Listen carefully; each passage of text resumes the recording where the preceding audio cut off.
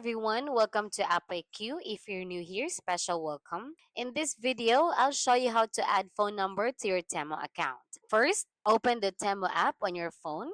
Tap U at the bottom of the screen. Next, tap the settings at the top right corner and select account security. Look for phone number and tap it. Enter the phone number you want to add to your account. Then follow the instructions on the screen. Hey guys, quick one before we continue. You see, my team and I publish simple step-by-step tutorials showing you how to use your favorite apps, its settings, and various features. And so if you're finding these tutorials useful, I'd really appreciate if you hit that subscribe button below to also show some support and of course so that you'll never miss out when we release videos coming up every single day. Thank you guys for watching and let's continue. Temu may send verification to your phone.